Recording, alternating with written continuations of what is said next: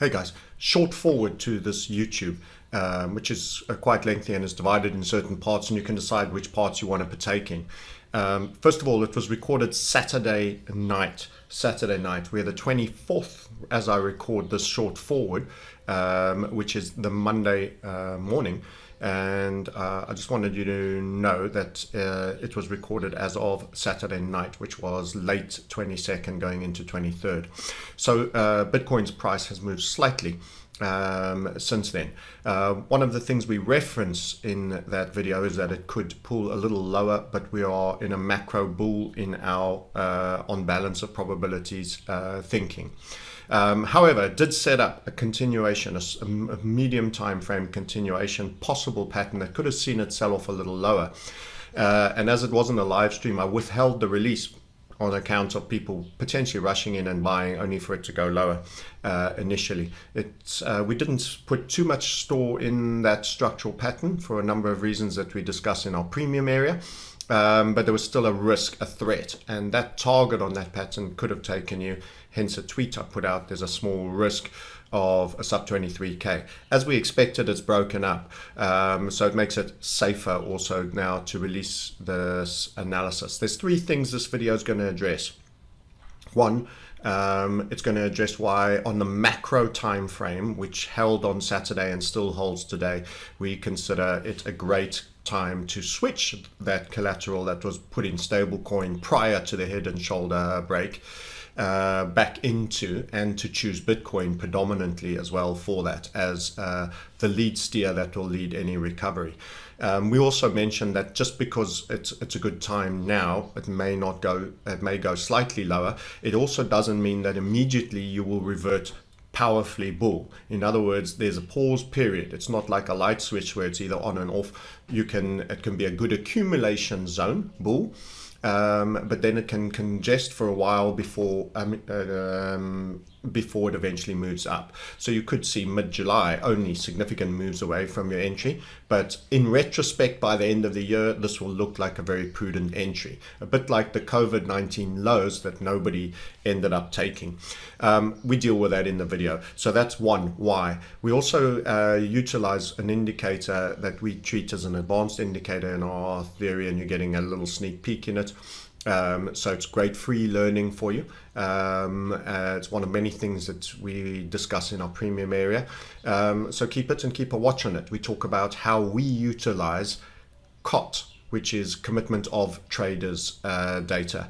And we get into that, how we utilize it, and how the biggest four open interest sellers and the biggest four open interest buyers are a very, very powerful indicator, and the difference between them is very, very high, and why we're right now at a unique moment. That will also be covered.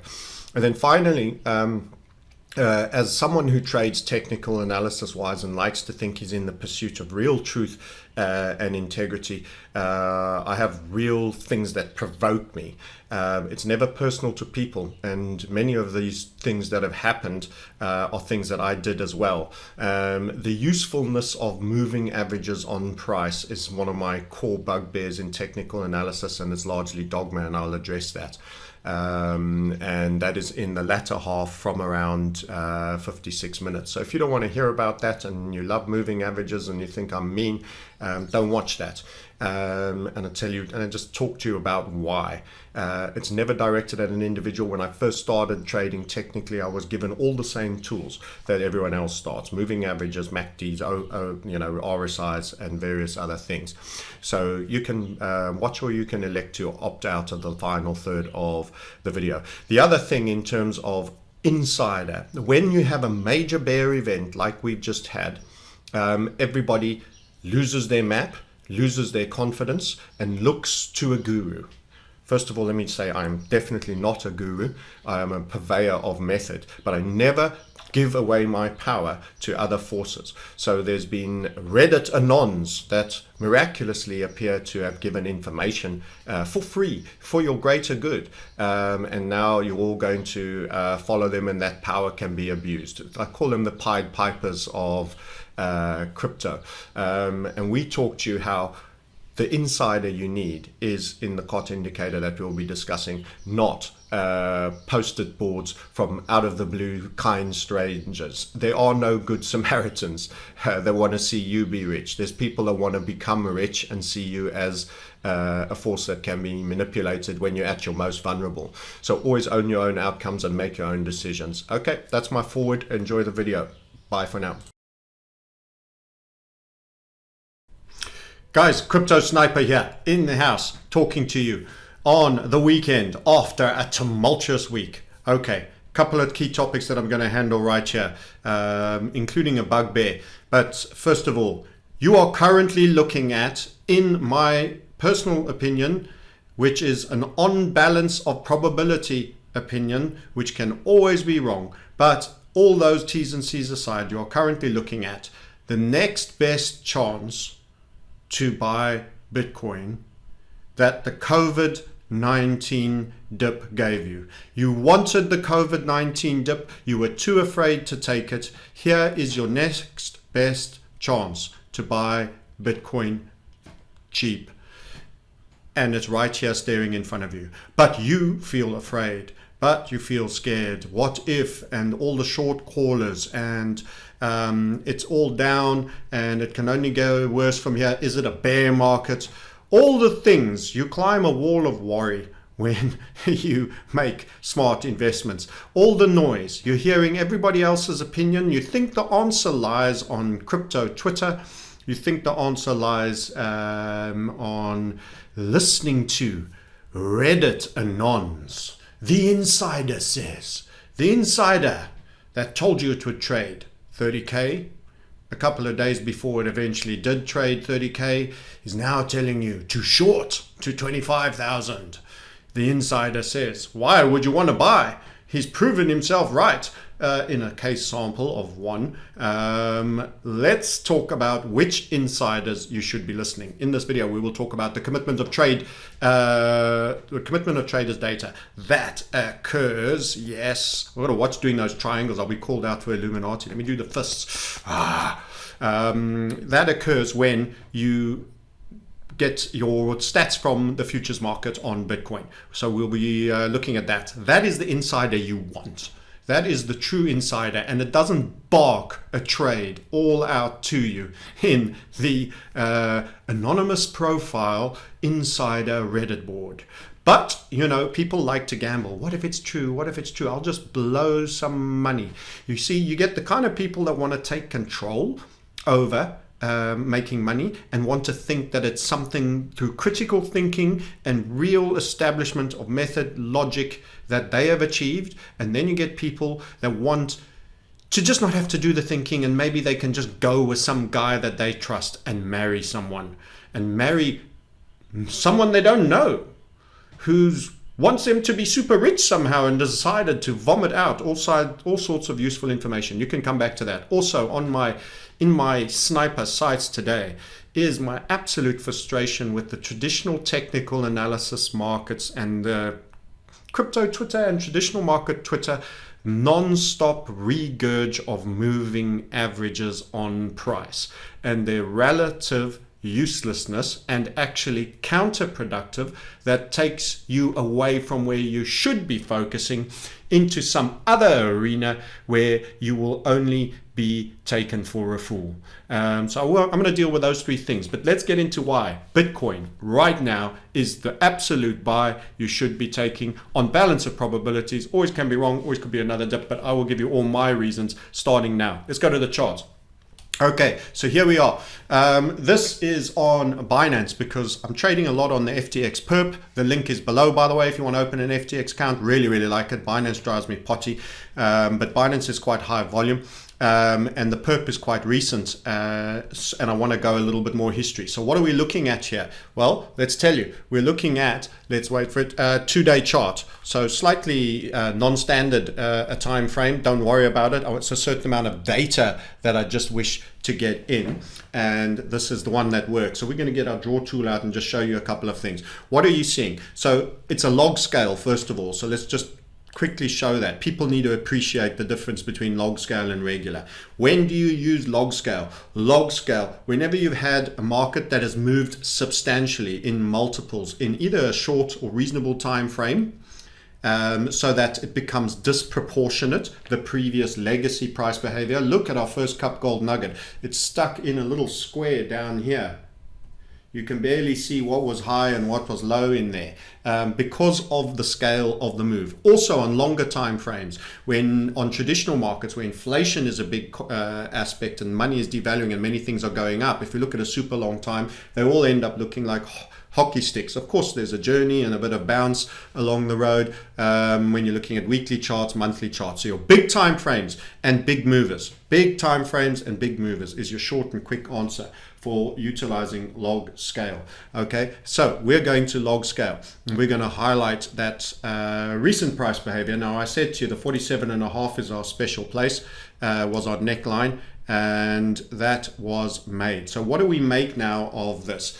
Let's I'm going to just take the CoT analysis down a little bit more. We need to recap with you. This is our overall quick draw second high and squeeze. So this goes all the way to the 20k, which is off there. That goes all the way to the 3,200, which was the lows post the 2017 highs, down into those lows. This was where we called shooting star and likelihood of a pullback. This is not your all-time high move up for Bitcoin. And what did you get? You sold off. We'll show you why we have this red arrow, why you might see a little long signal in there and a short one in there and over there. It's utilizing the commitment of traders and a little bit of an algo in there. So this was our breakout. We had a squeezy in here, a little bit of a squeeze, and why you got such a beautiful signal here. Yes, you had a mini head and shoulders that reversed back in and brought you to the second most important HVF that gave you the clearest run all the way up. Now, I've taken off all the HVF. Your second interim was here as you ran the 19.25 there. And that's why you had a little bit of a bounce. And you had your full target right about the 25,700. So it's roughly here. A little bit lower than that, sorry, around about there. And this falling wedge came back down in that direction. So you had your biggest major pullback. The harshest thing you had to deal with when you were in your in-play zone with us was literally that little period. And we got a key inflection point. You can find out about those and transitions when you get our advanced HVF method theory, which is in our community. Go to the bottom and book yourself a call if you want to learn more and take control. Take control over the decisions you make and be better about understanding the markets. Don't be giving your power to anonymous strangers on flippin' social media boards. But trust me, many people will follow the new Q, the PSYOP. Unbelievable. Anyway, pet hate, but what can I say? If you want to take control, you will learn and build your own skills. Trusting strangers and not understanding their motives on social media boards is very, very foolish for me. But many will. They'll just hope. Maybe he's a good guy. The optimist in you all. You see, psychology dictates that plenty of people will do it on the basis of the optimist in us all. Yeah. So let's get on with the CoT analysis. Why are we saying?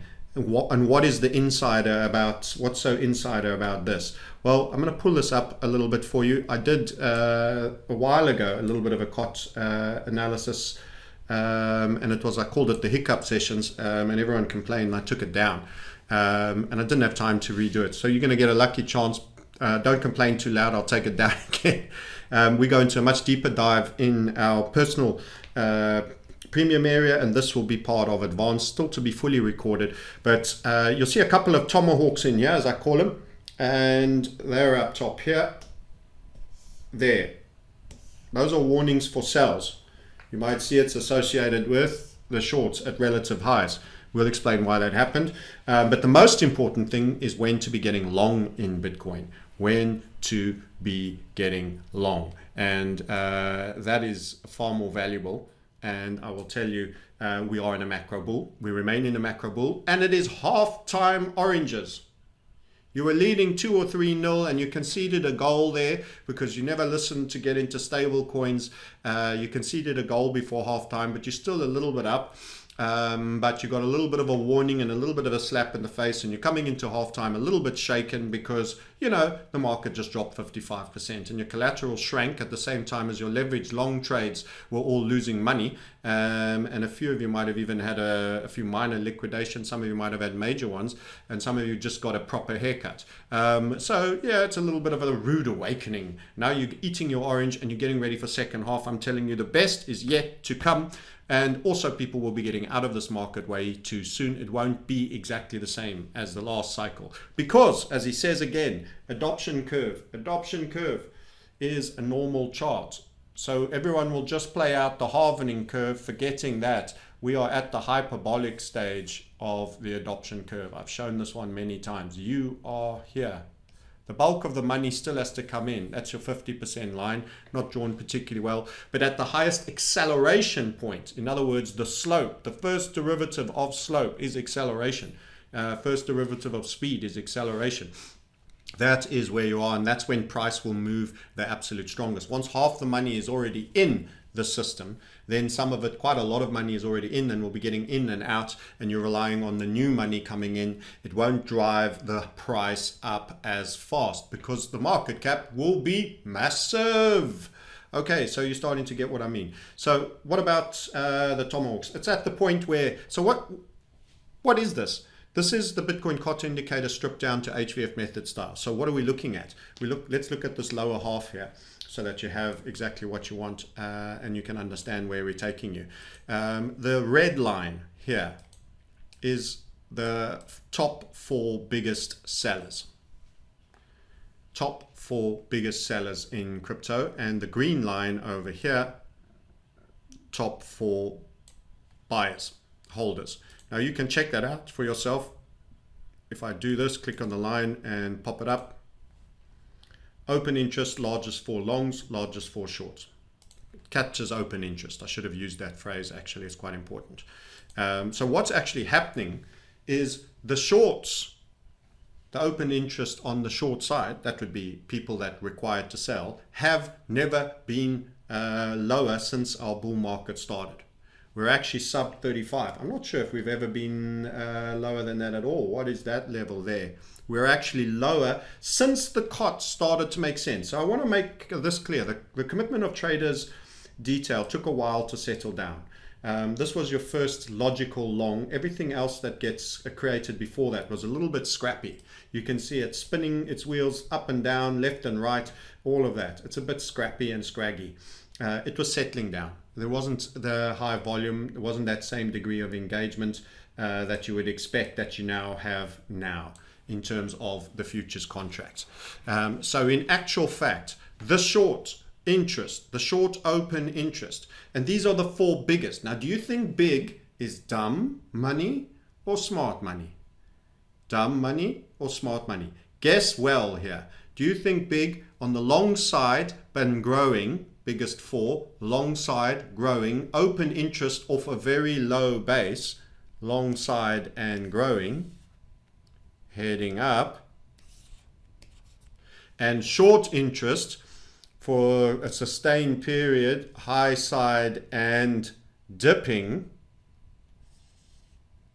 Do you not think those short interests have taken some of their profits and are no longer interested at shorting at these levels? Do you not see the long interest growing?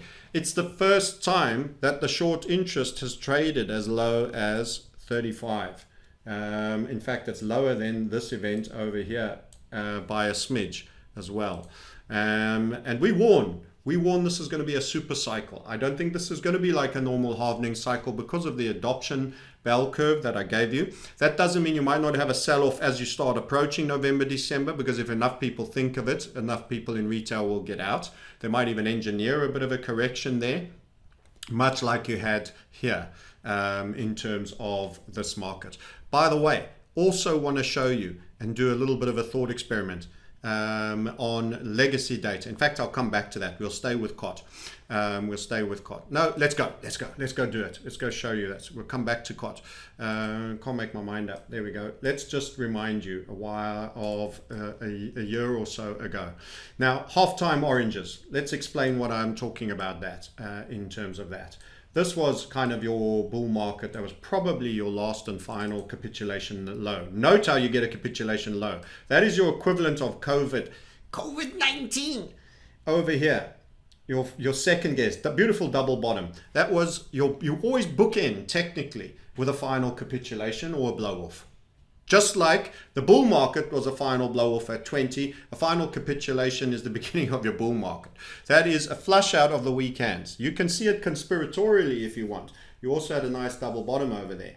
And then that was your bull market. Now, half time. I know this because I traded it, but you had two events that could be considered half time. Remember, this is log scale, so these look higher up than the eventual level. This is 2 grand and 3 grand, and this was 200. This is 20 grand. So you're actually further away from the top than you are to these levels here because of the log scaling. Quick reminder, you guys get confused. You see that? There was the half-time oranges over there. See it? I can put a box on it, wipe the face, and I'll draw it again. See that? I'm calling those two half-time oranges. That's what you had. Now, back to the regular scale so that you understand. Can you see that the best part is yet to come? Can you see it? Second half is actually 90%. You've done the 10%. So the half-time oranges where you had some degree of serious pullback was there and there. Now that one, I actually traded. That one right there, I traded. I actually traded Bitcoin short in a bull run and actually made money on it. Not to be a braggart, I didn't do as brilliantly this time, I can tell you. I didn't execute as well. If I hadn't taken my XRP, I probably would have shorted and I would have made a bomb. And then I was kind of a bit conflicted and I didn't execute well. That was a lovely little inverted HVF, and we had a right and a shoulder. Let's hide that. It's super small, by the way, because I'm on weekly. That was your head, and that was an inverted right shoulder. And we said it will trade $1 below 3,000, and I got filled on 299s on that short. Don't forget that high over there. Let's show you this. We could drill into it a little bit earlier, but I wanted to show you that it's half time. It's roughly in the middle. What actually happened there? You were at the high. It was 3,000. No. I've got the wrong one. It was this one. My apologies. I was pointing to the wrong one. It must be 5-ish. That's right. 4,970, and that's the trade just below 3K over there. That entire event was head and shoulder. I need to zoom it in a little bit for you. I don't want to drop the time frame. You'll have to see it on a lower time frame. We were trading it not on a 2-day. We were trading it on a lower time frame, 4 or 6 hours, and again, that was there, and that just ran the 3K. That is why I call it half-time oranges. You are essentially there. Now, you had two sell-offs that were both around 40%, 33, 40%. Here, from there, that high down to there, and from here down to there. And I think in this instance, instead of having two mini half-times, the beginning of half-time and the end of half-time, a crash, and then another crash quite shortly thereafter, we've had our mid bull market crash. And remember, the bulk of the growth is yet to come. I'll give you some multiples before we go back to that intriguing CoT analysis. I'll give you some multiples on what I think. At that point, when we had traded almost 5K and I managed to buy Bitcoin back sub 3, I was so proud of myself, full of ego and puff. And I can say that represents from 5 to 3, because it was just sub 3,000, essentially a 40% give back. So you could have it for almost 3 when it was 5. You get it? 60% of the price. So it was a 40% correction. And it was pretty similar the one before. So those were two corrections. The move that you are about to experience, in my general opinion, on the macro big time charts, understand it's still basing out and still flapping about. It could go a little bit lower. This is not a minute time frame trade. It's not an hour time frame trade. I wouldn't even say it's a day time trade. You could put this on Sunday, Monday, Tuesday, and you might not even pay a great difference. You might even get an opportunity to put it on a little cheaper on Tuesday, providing you use limit orders. Of course, if you're market chasing, then you're going to pay whatever is random about the moment right now when you're sitting in front of your computer. I don't like random, I like bargains. But anyway, so the whole assessment about why we're doing this is to give you an idea of what might come. And I'm famous for not throwing out the biggest numbers about where Bitcoin will go and where it will be potentially, because you have no template for that. If I have a super macro HVF, I tell you where it is. And we did that. We're in overperformance, and we fell out of overperformance as we were making the head and shoulder, the first rising wedge. I'll show you that in a minute again. And since then, we've had a correction, and we fell out of overperformance against gold and silver. If you divide those two, we were falling out. Bitcoin was showing it was slowing up after overperforming. It is still the fastest horse and still will be, but it's a highly volatile fast horse that just lost 55%, and it's emotional, especially for leverage traders. Okay, so what's the point of this whole revisit? Well, a little point is, I'm going to call this 5K here on the head and shoulder and 3K there. It was a snitch under 3K, and it was a snitch short of 5K, but for simplicity's sake, what was that high? 20K. 20K was that high. You are in essence not at the 3K, you're somewhere here, which is somewhere between 3,250 and 3,750. And what you might notice is there's almost a proportionality. If I multiplied those by 10, we kind of had a 50K. In fact, it wasn't exactly 50K, it was 65K. That's fallen to 29K, which is essentially very similar to a 3K or a 30K.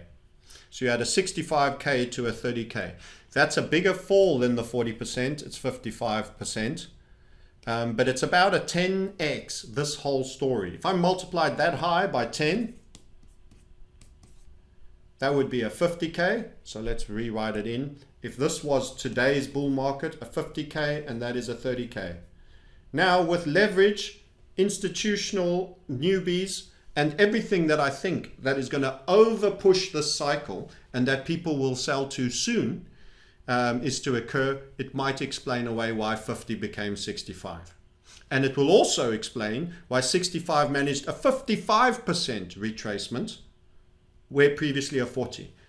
FTX has derivative platforms. Binance now has derivative platforms. You used to have simple Coinbase and Bitfinex and all these, and used to get a bit of margin that you could trade, margin limited to a degree. Now the limit is the moon. So a combination of new institutions, hedge funds, and take up, which is part of that adoption curve, of which we're only just getting to the spicy steep bit in our bell curve, and increase in leverage, we'll see an extension a little bit higher that would make that a 65. And obviously a bigger throwdown if you throw it down to 29, which is what we did. And that is my explanation for why you've had a bigger correction. Also, potentially, you might have done away with the half-time split into two sell-offs that you got here. First that one, and then this one, which this whole unit is your half-time oranges for the bull market. And remember, when I say half-time, it's half in terms of time. It's not half in terms of move. This very highest high point was 4982. You went 20. The bull market started in the hundreds, way down 500, 600, 700. So you did 4,000 here at your 900, call it 5K, and then you ended up 15K to the upside. So overall, you climbed from about 600 to almost 5. That's about 4.5 grand. The second half took you to 20. So if you accept that assessment of half-time oranges, and we've got a one big sell-off at 55, a lot of leverage got cleared out. I will say again, most of that wick, and we will come back to it because we're looking at the past now, most of that wick was liquidations near the end, the extremity of that, pure liquidations. So in that event, if you are 50 to 30, this is therefore 200. So if you think the cycle will be no bigger and my normal curve narrative is completely off, we will be exactly as we have been in other halvening cycles, and you accept that both these sell-offs are kind of the halfway mark here. You kind of had your first and then your second, an earthquake, a serious earthquake, and then a follow-up tremor, pretty equivalent, 2 strikes. You could even argue you might have had a little one there, but they were getting smaller. Then you go into the blow-off. The blow-off is when you make real money and you need to be getting some off. You need to be getting some off. That would point to 200K Bitcoin. Wait for it, at the end of the year. Now, not every exchange made 20K, so some of them made 190, 19,000 and whatever. But that gives you a guide for end of year high if it were to do the exact same range of 180. And if there was extra leverage and more institutions, you could go 225. That would be end of year guess for store of value, if we were to repeat that. Now, of course, if we do this and we continue to have high adoption, we may have a end of year sell-off, but instead of going into what was a bear market where we were called this actually short, you'll have an extension into the new year as new institutional money comes in. So something for you to think about, The first time I've given, now that we're getting close, we're doing a somewhat possible 180 to 225. So cheer up.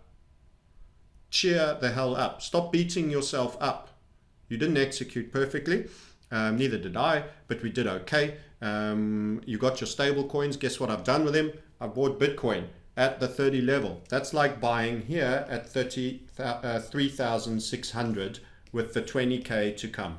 So that's hopefully something that will give a little bit of succor to the beaten and the bedraggled.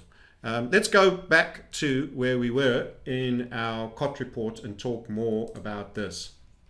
In fact, even better, this chart for just talking about traditional candles.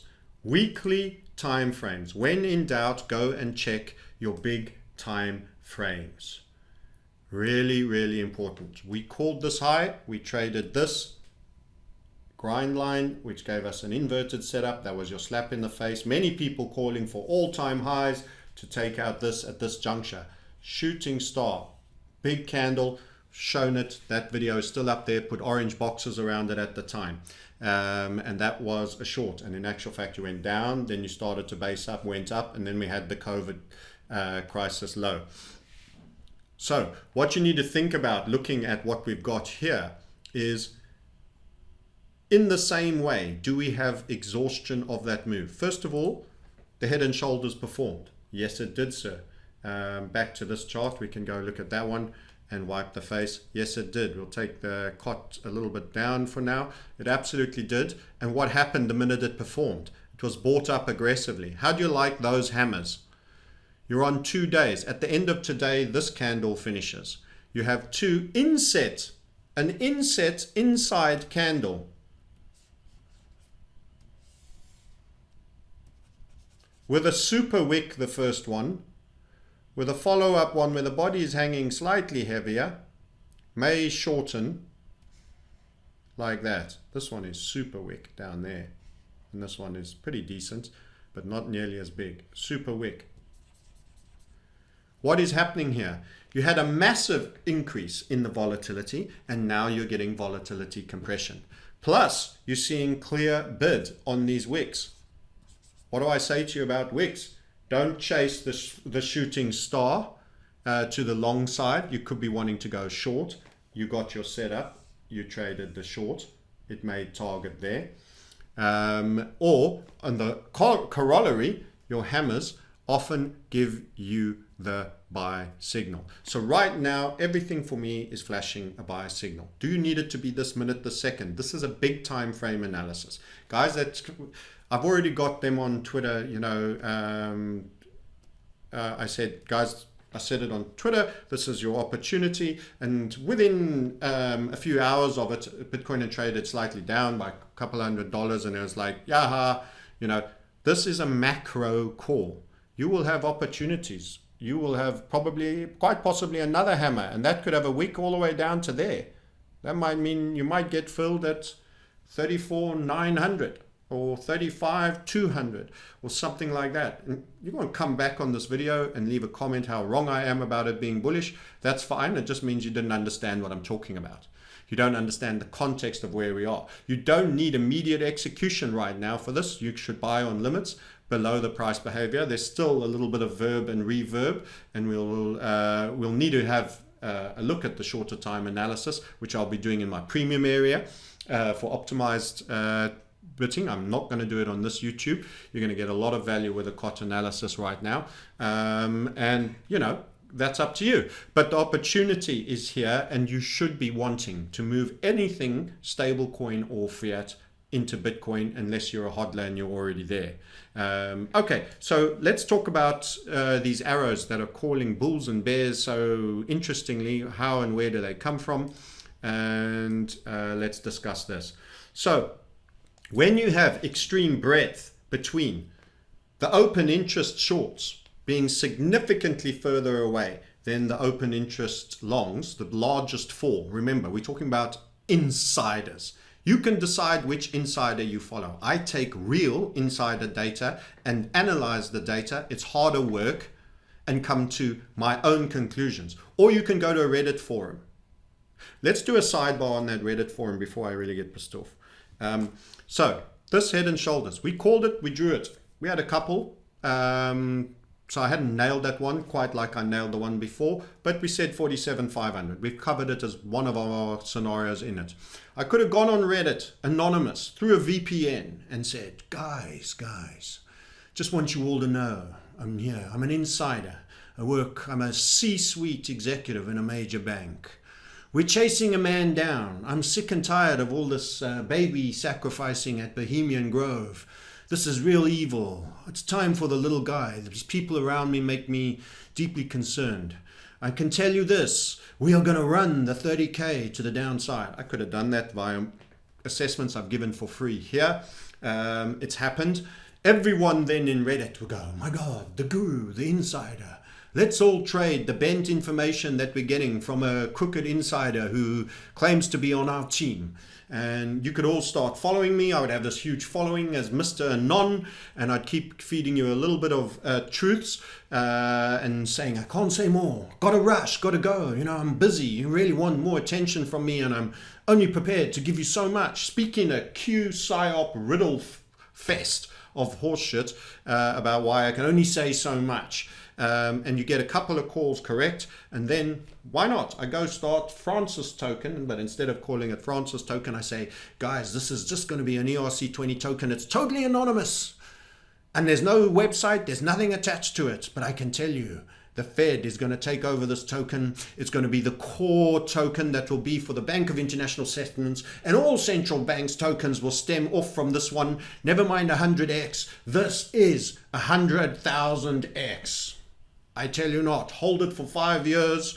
You put in $1, you are going to be worth hundreds of thousands. If you put in $10, you're flipping going to be multi-millionaires. You put in 100, you're going to be flying G6 everywhere around the planet, like John Kerry, collecting awards.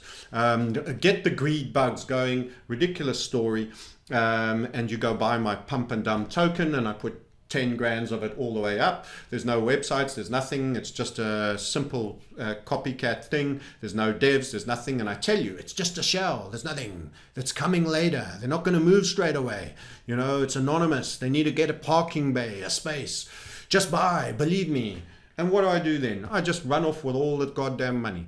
It's not in my nature, and I wouldn't be doing it. But believe you me, if there's enough people that think they could pull it off, that think they could give you a little item of truth that would get you all blindly following them as this good guy giving them free information, you're giving way to the lowest common denominator in your psychology. Do not give your power away of making rational decisions to a gamble on strangers and flipping gossip boards. It's an absolute pile of crap. I can count so many times the amount of times that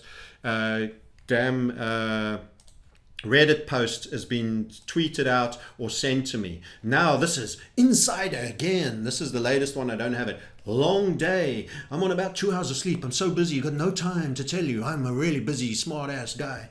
We're going to short it to 25K. We're trying to shake somebody out. A little bit of drama. Who shot JR? for the masses. We're going to get somebody out. No, it's not Tom Brady, a footballer. Are you kidding me? Is that the level of rubbish people are going to buy into? Oh, and this is the time around when, before things start to go. This is a psyop. It's garbage, scam, spam. Do not respond to these things. Do not sit there. You're giving your power away when you start listening to narrative, even if narrative has preceded one correct point. That's how people will get it. You might think it is a real insider. If it is, do you think they're going to keep telling you the truth or set you up for a fall that benefits them? Okay. All right. Back to CoT. We go again. So the super broadening areas are often shorts. We go into more detail in the premium area. The super constriction areas, here, between the biggest sellers and the biggest open interest, biggest sellers, I keep saying it incorrectly, the largest open interest of sellers and the largest open interest of the four biggest buyers. And that on futures, the longs and the shorts. Those constrictions have been the point at which your first cup gold nugget broke. We pivoted bullish. We weren't quite sure. It was squeezing here. It was difficult. And it was after a little bit of up and down and off it went. Where else did you get your signal? Just post the COVID low. Very early. Very, very early. Remember, I want to highlight something for you. And this is what I call eye candy for the masses. People that believe in moving averages and RSIs as predictive, when they absolutely, utterly aren't, and they lag everything. This is a line because data points are being joined up. That means there was a data point there and there's another one there. There is no space or data that occurs there. That is just joining that line up with there. You don't get early notification. You were there and then next minute you wake up like a fruit fly, you're suddenly here. And everybody thinks it gave you early warning. Look, the line started moving, and they draw a vertical line down and they'll cut in between these two data points and they'll say you got early notice. No, you didn't. You just went from there to there. It follows the data points. The only reason they're lines is because we are joining up the lines. There was no micro data points in between those levels. That is what people think happens. They think it's a continuum of data. There is an event once a week and you get one chunk of information and you join the line up from the last piece of information to there. There was no data telling you it was going there before then. You sat and waited for that moment, and then you had another 7 days to wait for where it will suddenly open up somewhere goddamn else.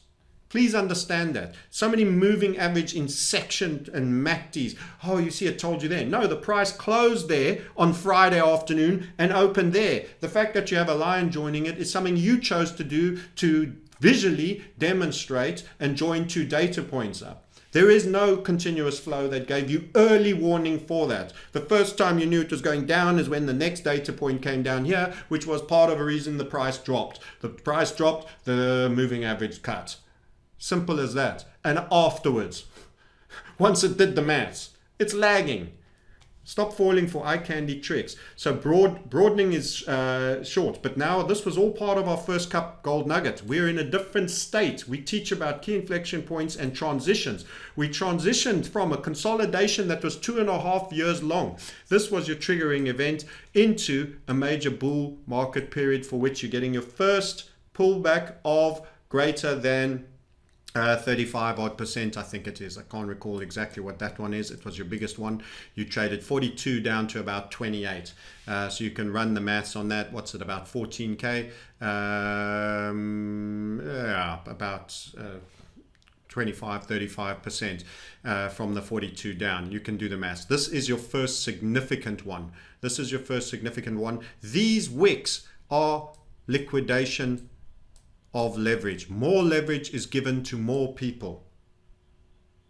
More debt. 770,000 accounts liquidated across exchanges was the last data I heard. God knows it only will have gone up since that point. That's across all exchanges. Forget about Uniswap and the decentralized exchanges. There's probably no data for it. I don't know if it was included. So it's not even a complete data set. Anyway, let's talk about those constrictions. Bull over here, which continued on into our now bull state. Where are we now? Less than 5% between the biggest shorts and the biggest longs, as you were here, as you were here, as you were here, and as you were there. And selling, the open interest on the short side has completely dissipated from a rather chunky and high spell period in and around the 50 to 65 zone.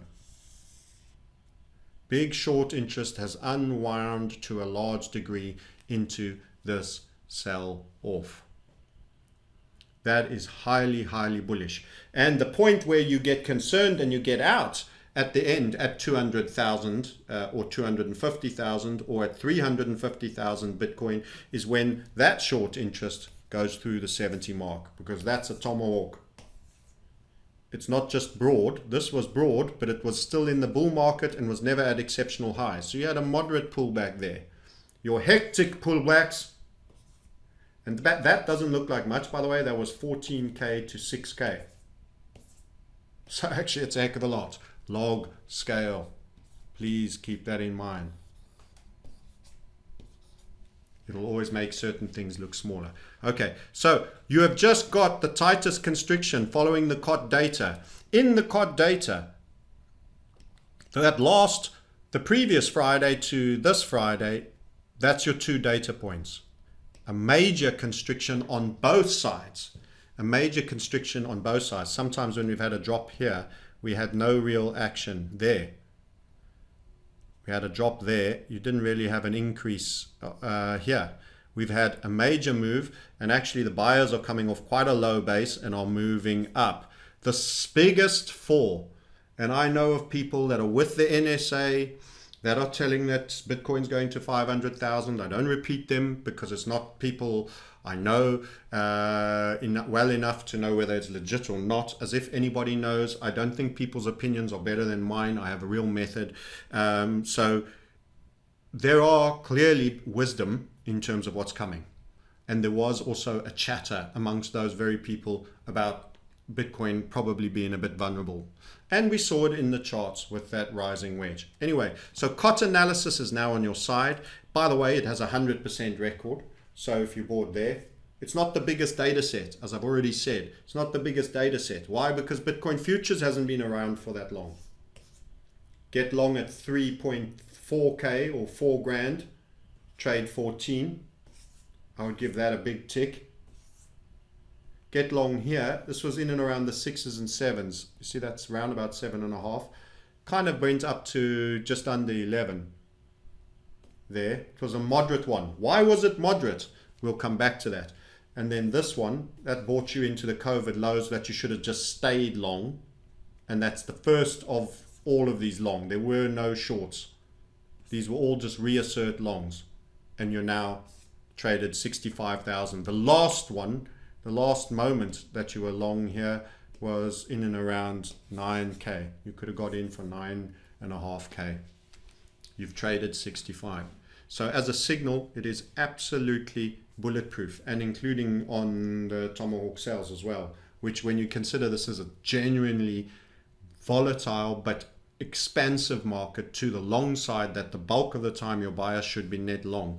That's exceptional to have 2 outlier, excellent short calls on your hand there. That was short at above 9K, just sub 11, and you would have seen 3.9 trade at its lowest point. Pretty good. So that is it. And you've never been lower on the sellers in open interest. That is higher. It hasn't made that same 35 line. And you've got plenty of upside expansive room to expand into. Then you have the super hammers on liquidation, one and the second one under construction, plus a perform target that you're now rallying through. Can I point out that we just performed on the short that I did execute correctly in 17 to the 299s from the 49 top of the head. We just performed on the short. It was over. Head and shoulders can be secular turning points in traditional markets for which further downside is expected. Everyone's now talking about bear markets, bear everything. In the highly expansive, overperforming Bitcoin market that is in the acceleration point of the bell curve in terms of adoption, you've done well to make your target to the downside, in my opinion. And this was, you fell out of your overperformance zone, you will recycle, you will build up, and you'll go. Now, important point. Does that mean, is it binary, like a light switch? You're either on or you're off, you're bull or you bear. Just because I'm saying to you this is the greatest buy opportunity doesn't mean it immediately starts flying to the upside. In fact, sell in May, go away until St. Leger's Day is a traditional market's saying. Northern Hemisphere summer is here. You get benign, stale, dull markets often, particularly for risk. We are going to have silver coming off to set up a final upside move for us, which we think will see $30. So this is the 360-degree analysis. Oil is going to probably put in a down leg. Risk offing on the inflation trade going to come off. We might see dollar index get a bit of strength, a little bit of the dollar. They have a real problem on their bond markets, a real problem on the bond markets. The Fed is owning everything. Nobody wants them. Michael Burry is talking about how short he is getting on government debt and how it will, how he thinks it'll end. They don't like him. He's seen the game. He's been removed off Twitter. As I say, we said it at the end of COVID last year. With this entire environment, you can have a counter push on thin markets in a risk-off environment for the inflation trade. So is that the perfect environment with a bit of dollar strength for Bitcoin and a bit of pro-fiat instead of anti-fiat strength? No. This could be mucking around, taking a while, a little bit up, a little bit down, winding around, slowly working its way up, coming a bit off, and set up the wind-up structure for July, potentially. And this can happen all of what's left of May and all of June, potentially. And you run mid-July. It could happen and you only run on September and you trade inside a range. You just realize that at this 47.5, you first crossed 47.5 here, way down in beginning Feb, just past the beginning of Feb. You've sat since the beginning of Feb and you've just crossed that same level again here. And in that period, you've been between 65 and the lowest point here is probably low 40s. 20 grand range, which sounds like a lot, but actually in terms of what Bitcoin's value is, it's just been in that range, trading around. It turned into a reversal pattern. Well, you can do the same now here for an upside continuation pattern. And squeezy, Japanesey, and off we go at some later point. And you'll all show up in the comments and say, you were wrong, we've gone up, we've gone down, we've gone up, we've gone down. The point is, the best point is at the point post as liquidations have just occurred. And for me, that is now. You would have done best served getting in at 29. But hey, there's nothing wrong with where we are now. There's nothing wrong with where we are now. So what are these other indicators that I had under here? Well, I was just showing you volatility as well. So the best indicators, the best conjoined circumstances for a very bullish move is also having a low volatility moving to high volatility event. That entry on the long walked out quite slowly because the signal occurred here. Here's the signal when the data pinched. That's when it had a second point, that data at the same level, and then it started expanding. So that was, the earliest you got in there, but it was at a very high vol. So you walked out. It was better here because you had super low volatility and you were largely done. You had a little bit and then you were away. That was it. So coming from a low base of volatility, what's happening here? Well, we went low, but we got a little bit of a bump with this head and shoulder and the spiller. But actually on the 2-day time frame, the macro that includes us all, right the way through into here, we are rolling over and we'll get back into the lower half. So by the time it truly goes and truly runs, I think we'll be at a lower volatility level. And that's going to happen as part and parcel. You're still shaking out the energy of multiple liquidations that killed 750,000 people's accounts. that 750,000 are not watching this YouTube channel where we said, get into stable coin. I feel afraid there is a shadow over Bitcoin. Get your collateral into stable coin on all your accounts, because getting out of your collateral is the hardest thing. You have to do it on the exchange. You have real tokens. Trading the derivative and leaving a little punt on Ripple on was a mistake, but I can close it. It's liquid. It's a highly liquid market. I can close it. It's nimble and fast. Try get out on 5 different platforms, substantial values of Ethereum that we were biased long at one point, into it through all its targets and a little bit of overperformance, Bitcoin and all of that. It's going to be a nightmare. And guess what's happening? Never do. Binance was freaking awful. It wasn't refreshing. I submitted an order 3 times and my at market, and I never do that. And my size wasn't going down, and I kept refreshing, and then 20 minutes later I'd oversold and it just buffered 5 orders and smashed it. You know, you can't, that's so imprecise. My mistake for being in that position, but it was doing nothing. And I was like, what the hell?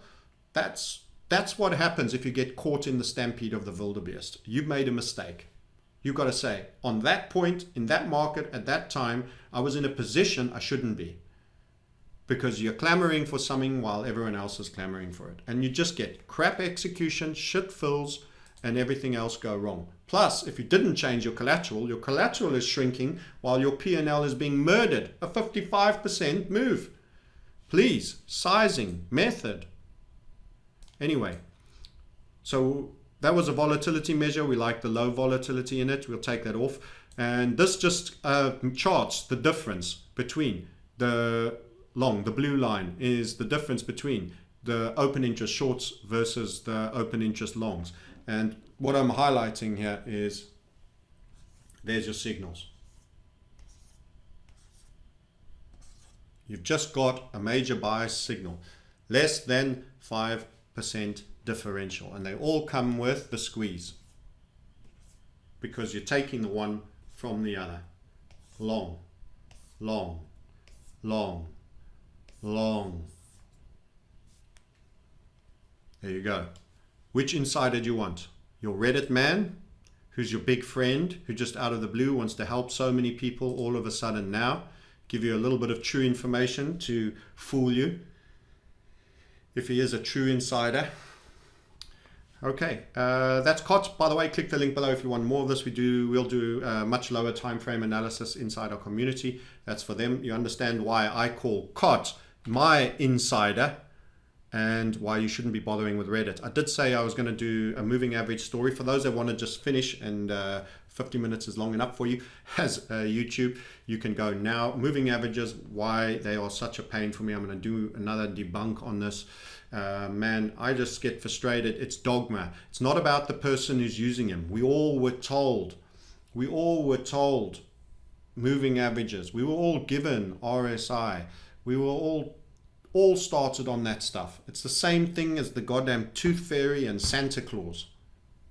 That doesn't mean you keep it. It has no real value. What does it answer in terms of what is the trade? Where is my limit buy or my stop order buy? Where is my stop loss close? And where is my target? If it doesn't answer that, it is superfluous garbage that is distracting you from more important things. But people have a placebo pill and it bounced off it. If moving averages are useless, why does this analysis make so much sense? It's not about the individual. Remember, I think this guy's a nice guy. I don't want to, I'm not trying to debunk anybody and anything else. It's just this guy put this YouTube in about it making sense. And the narrative goes something like this. If you trade down through the moving averages, you rally, and then subsequently trade lower from these levels, and then price suddenly reverses, as you can see it has happened in 2018. Price as happened in 2018, let's let that reversed and went back below the low that was made. So we traded that short perfectly, and it's an inverted HVF.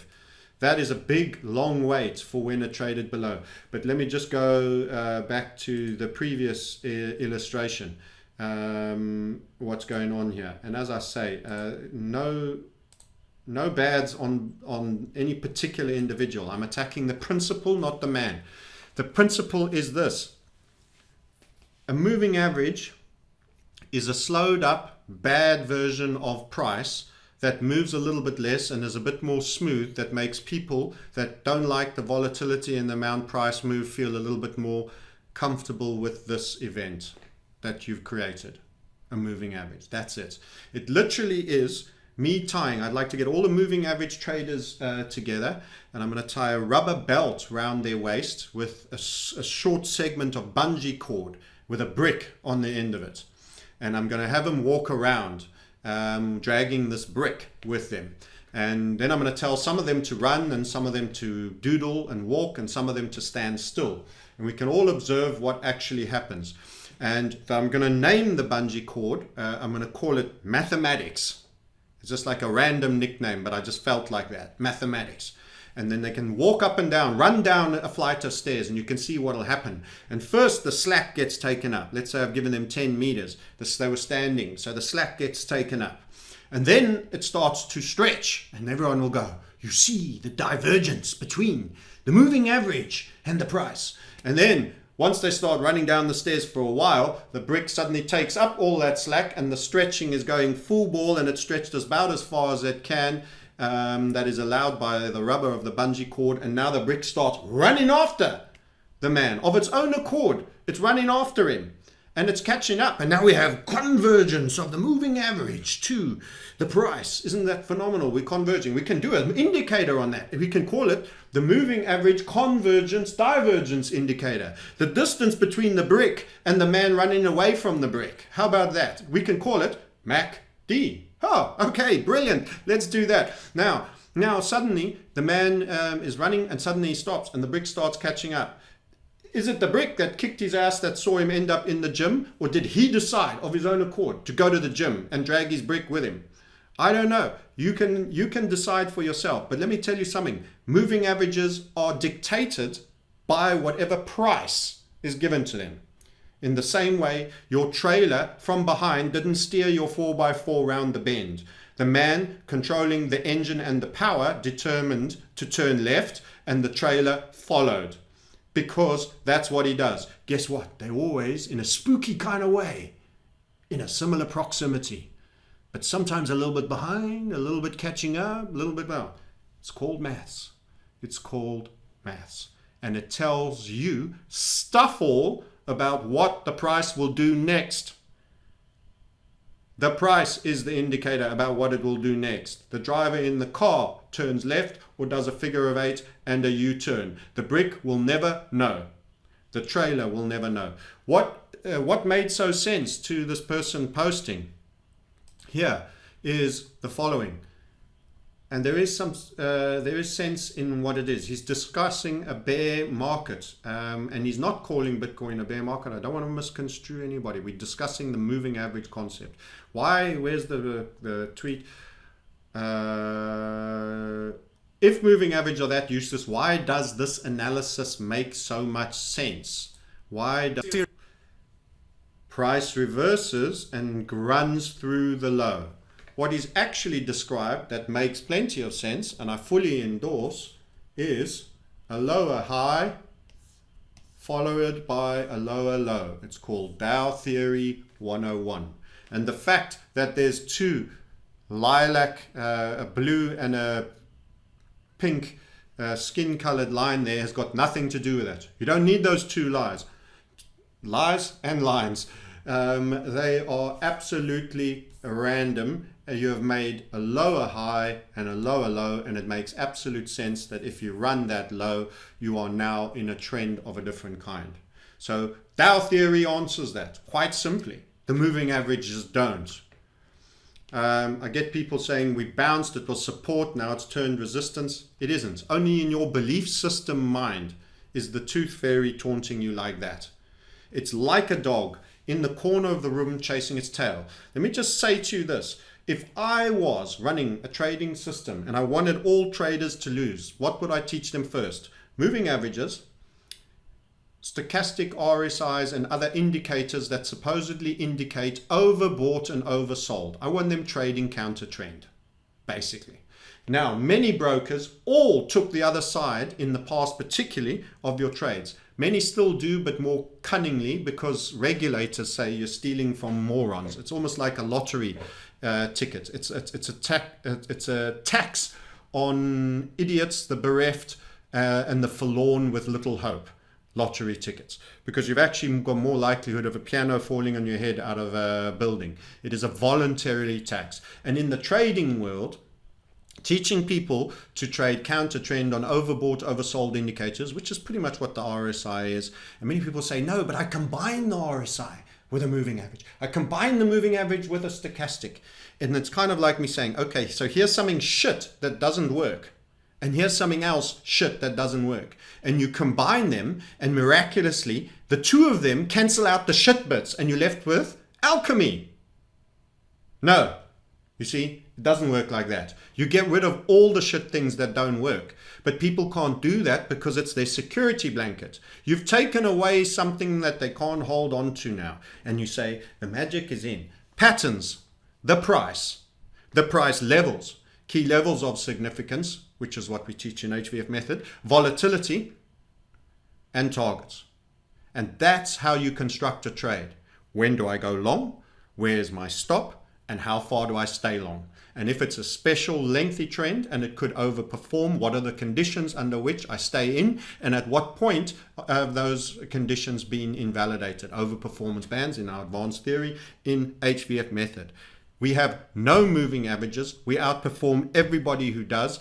Unfortunately, and this is again not personally directed at this person, when I see someone who's a technical analyst who's specifically making decisions based on moving averages, I think of it as like level 2.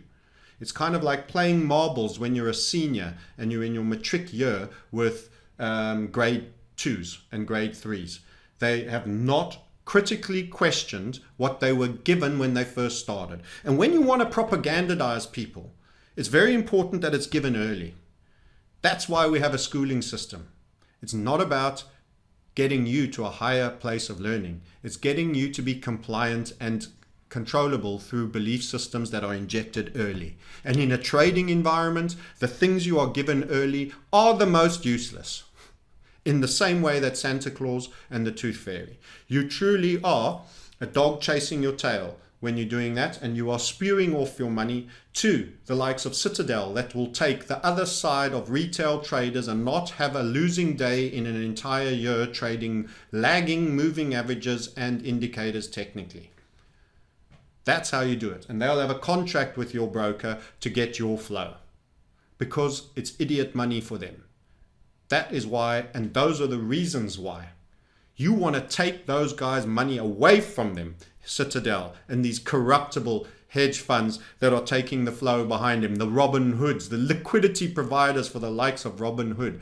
You want to take money away from them. You have to have better method than moving averages and fixing moving averages shit problems by combining it with another indicator that has a shit problem. Moving average breaks as systems was very easy to algoize. If they were profitable people would have been doing it for absolute years. This is Dow theory. That's why it makes sense. Lower highs, lower lows. Those two lines are not required and are cluttering your chart from things that are. Your gifts are, wait for it, patterns that have higher probabilities of certain outcomes. That is a probability possibility argument. Volume that emphasizes key specific days, and also VBP, OBV. This is separate data to price. Those are not typical indicators. It is new data. What is relevant? And you will learn how we use volume by price very effectively when we are combining it with that. Because there's no shit in either of them, and then combined, they only become more awesome. What else? Volatility. The true game in trading is expansive rewards with tight, orchestrated and organized risks. A level that should not be wrong if your hypothesis turns out to be true. That is your stop. Your buy stop is your entry. That is your target. Your R's in gains, higher than your R's in risk, and your probability better than the difference, than the ratio of that. If that equals 1:6, you only need a probability, we call it a POUT score, probability of outcome from these two gifts, and that gift too, it's also a gift, better than 1/6, 1/5, and you're in the money. You take it every time, you lose 4 times, everyone calls you a loser, you win twice, you make 10 times on the 2 you win. You make 12 times, sorry, on the risk reward, by being right 40% of the time when you only expect it to be right 20% of the time. Everyone goes, he's wrong all the time. That's what I hear. I'm going, I've got traders in my community that made an 82 RRR and can prove it. What's your highest RRR? That is the game. Risk reward ratio. Volatility is your gift for that. Squeeze, expand. You just have to get the direction right. And most times you're in the money. Massive R's bonus, limited R's risk. And many other things that are all part and parcel of our trading. Moving averages, not part of them. A lagging bad way. It's like looking at your shadow and wondering which direction you're going to go next and expecting your shadow to tell you. It truly, truly is dogma. It is like religious dogma. I am the chosen one. My breed, my religion is the chosen one, not yours. I have more humanity in me. I am supreme by virtue of genes and who I was born to. Imagine a dog thinking that over another dog. Even they spare us bullshit like that. It is dogma of a religious order, moving average and mathematically derived formulas. Okay, so as I say, nice guy, no qualms with him as a person. Probably a lot of everything else he may say could be totally golden. Not researched it, but can't agree on that front. That is moving averages, and all I can say about it. And you're just in a maze, a meaningless maze that takes you nowhere. You're a dog chasing your tail in the corner of the room, and the brokers get to kick you up the arse and keep your money, or whoever's their liquidity provider, if the decisions you are making are based on such things. You do not need them. By the way, the number 21. 21 is traditional markets. Why? Because you have 30 days typically in a month to 31 days, most months except February, and you have around about 21.67 working days on average in a year. That's weekends. So you either have 8 days are a weekend or 9, and if in some exceptional cases 10. So if you're a 31-day month, you could have 10, you could be on 21 working days. If you have 30 days, you could have 9 days or weekends, or 8. So your aggregate is there. That's why they use a 21-day moving average. There's absolutely nothing unique. If you want to apply it to crypto, which is a 24/7, 365 market, why are you using 21 days? It's supposed to be a month's worth of data. Use 30.5 for all I care, or 30 or 31. The average will probably be closer to 30 because of February being a 28-day month most months. It's just no magic in the numbers. It's why do we have 10 fingers? Why do we have a decimal system? Because of the 10 fingers. Actually, it would have been much smarter to have an octi system, an 8 system. 8 you can halve right the way down to 1. 8 becomes 4, 4 becomes 2, 2 becomes 1. You could do a 12. 12 becomes 6, 6 becomes 3. No, it's not even. That's not even good. 8's better. 10, you halve it twice and you're into decimals. 5, 2.5. What a shit system. It was chosen because of peasants counting on their fingers. The reasons are garbage. We could have a totally different system. If we have a decimal system, why do we have 12 months? Well, it's because of lunar, the moon, the stars going around the earth, what we assess to be the case. But why not have 10 months in a year? Because we have 10 fingers. Why base this on astrology and some things on how many fingers we got? Why not base everything on astrology or everything on how many fingers we got? Let's have 10 months in a year, and they can be 36 days some months, and the odd one can be 37. That way we have 10 months in a year. It's cool. These are all basically decisions that have been made for some reason that has no material difference to the outcome you're looking for. Bitcoin doesn't care about the number 21, and it won't care about 30 even if you changed it. As for 34, I don't know. And by the way, EMA, exponential moving average, that fixes it. No, it doesn't. So what do you do when people say moving averages are lagging? You weight them, or you exponentialize them. That gives more emphasis to the recent data. Why not just take the price? It's the most recent data. You're still dragging it down by what happened 10 days ago on a 10 moving average. What's the point? Oh, because I want a slower, sleepier, more docile version of the price because I can't cope. Don't trade then. That's my take.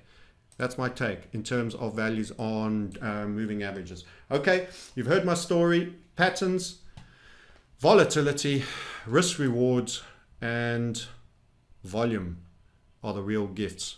And anything else doesn't hold. Okay, Bitcoin's your big buy. You heard it here. And by the way, that can be for another month. It doesn't go anywhere and still be accurate. It's about the COVID. Here, you could have bought the next 2-day session still at that low. You could have bought the 2 days later there. Who knows how long it'll take? I'm Francis. I'm the Crypto Sniper book. A link below if you want to join our community. We're not interested in dogma. We're interested in real price behavior and real value points. We're not for everybody. We'll be putting up prices once we've completed all our course materials. And our new platform, we continue to invest. We want the idealized environment. We have an awesome community. We don't get everything right. Everything is on balance of probabilities. This is an amazing second half coming for the crypto markets, and there will be a blow-off moment. You should take some off the table. Having said that, when that sell-off occurs, there will probably be an extension to this bull market later. I'll try and miss the next sell-off better than I missed this one. I'd missed it pretty good on the core collateral, not with the Ripple trade. But we'll do better. We'll continue to do better, and you can join us as part of that journey. Onwards and upwards, Bitcoin is a buy.